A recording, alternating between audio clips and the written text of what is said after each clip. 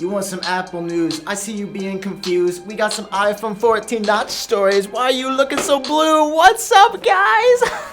I'm back. My sickness, I'm almost recovered. I've had a cold for a week. Today, guys, we are going over updates on the iPhone 14 and the all-new pill-shaped notch. The M2 chip specs have leaked, and you won't believe these latest rumors on the iPhone. No, you will, because they're the same things we've heard for the iPhone SE3. Anyway, let's talk about that later. If you guys are excited, let's drop it. Anyway, if you guys are excited, go ahead and drop a like down below. It seriously helps me and the channel out. Hit that subscribe button so you always stay up to date, and tap that bell because you're probably not tapping anything else. It's cold outside. All right, let's go ahead and jump in. Story number one, I didn't cut yet, but I gotta catch my breath. Okay, story number one, right? We've been talking about Apple Silicon for months now, and we've been really proud of Apple for their accomplishments. Like, they really took Intel and they went, bah, bah, bah, bah, bah, and they said no.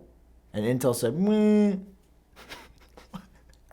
What is going on? In all seriousness, Apple Silicon is insane. We got the M1 in November of 2020, which was like, this is a little crazy. And then they just took it to 10 on the new MacBook Pros with the M1 Pro and M1 Max. And now, as we gear up for a new year of releases, we're already talking about the M2 chip. So looking at these three chips and seeing how they've gotten better with every release, you would probably think that the M2 is going to be even better than the top tier M1. But that's actually not going to be the case. If anybody says it's going to be the case, they got to come through me first.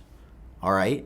And I haven't seen a lot of Chads that look like me around here. Basically, just think of the M2 chip as a direct successor to the M1, with the M1 being Apple's baseline chip that goes in their cheapest Macs that they make. So the M2 is not gonna shatter any records or, I don't know, blow our minds like the M1. It's essentially gonna be an S year, a spec bump of the M1. So the M1 chip right now has an 8-core CPU and a 7 or 8-core GPU. And we're hearing that the M2 is going to have that same 8-core CPU, maybe with some slight performance gains, and the GPU is only going to go up to 9 or 10 cores. Essentially, it sounds like it's going to be the M1 with a slightly better GPU, which, to be fair, is the one place that the M1 chip didn't shine super bright. I mean, it was fine, but it wasn't great. But again, putting this into context, this being a replacement for Apple's base chip, that actually sounds really realistic, considering that this is going to be put in Apple's newer, lower-end products in 2022, chiefly the new redesigned MacBook Airs. We've seen images of this MacBook for a while, apparently having white bezels and a white keyboard, and that stunning, glorious, and just delectable white notch. But most cool is that there's going to be colors coming back to the MacBook Air, and I think we could expect this M2 chip inside of this MacBook Air probably in the first half of the year. I think rumors have said maybe around the spring event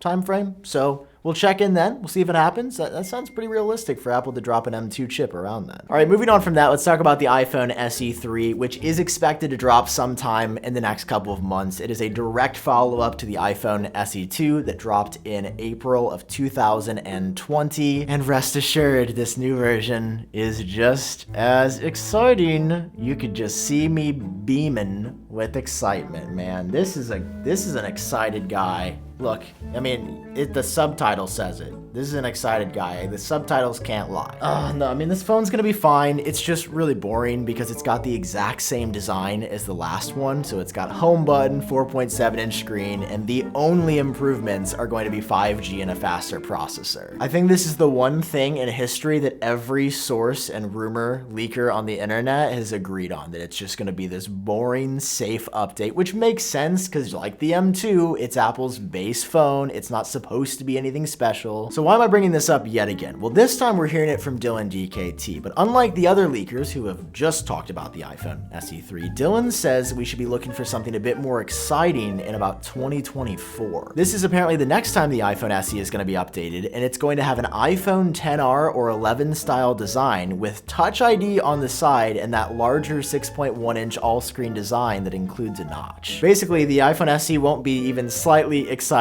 again until 2023 or 2024. So we have some time to wait, but rest assured I'll be covering it I can't wait actually. I'm the excited guy. I'm the excited guy for the iPhone SE3. No, it's these rumors that make me appreciate when we hear anything about the iPhone 14, which is of course gonna be the next version of the iPhone 13. But you guys didn't even know I had this sitting under my, look at this. I'm the fastest gun in the West. It's like, Who's out here telling me that Apple, I can't be an Apple rumor guy. By now, you guys have seen these renders of the iPhone 14. I don't want to focus on them, except I do want to focus on one aspect of them that has sort of had everybody kind of looking sus since these first dropped, which are the fact that the notch is apparently going away. I feel like I didn't really fully process that until you really look at this, and it's like, well, wait, how is Apple going to put the entire Face ID array, which is now this wide, and the speaker up top, and the camera all underneath this one hole? Like that don't really make no sense. And after seeing a news story this week, I think these renders from Jon Prosser are off a bit, because according to Dylan DKT, Apple is in fact planning to eliminate the notch, and they are going to be putting both the camera and Face ID system under the display without any impact to functionality or security. That seems pretty technically impressive to me. I don't understand it, so we're gonna put a little pin in it here. The bigger part of this story for me is that Dylan DKT has told us what it's going to look like, which is apparently going to be a pill-shaped rather than perfectly circular design. And I've seen renders of this floating around for some time, but I dismissed them because I thought they were just guessing or having fun or concepting what something could look like. But this is the first time we've actually heard evidence from a credible source of what the new cutout is going to look like. And I gotta say, compared to the circle design, I actually really dig this, and I hope it happens. And I know there's a lot of you watching saying, dude, it's literally a hole in the middle of the screen. How could this look good? I'm an Apple fanboy, but even this, I mean, Steve Jobs would be rolling. This is too far for me. Let me explain. The reason I like this is because it gives you more screen real estate, and you'll have more of a status bar than ever before. And I'm ready for something a little bit different from the iPhone. I mean, we've had the notch for a while, and the new notch on the 13s is the best one we've had. It's the smallest one. But if Apple can shrink that down even further, then we just get more screen real estate. And yes, there's a weird little cutout in the screen, but it's still more screen real estate. That's the reason I haven't minded the notch on the MacBook Pro. It's because, again, yes, there's a notch there, but you still get that entire top bezel of screen that you wouldn't have had if there wasn't a notch. I also genuinely like the way it looks, and I want to see Apple push the tech into new directions. I don't want to just stay at the notch forever. So this could be what it looks like. This is the latest information we have. I know it's a little bit weird, it's a little bit different, but just grab my hand, buddy.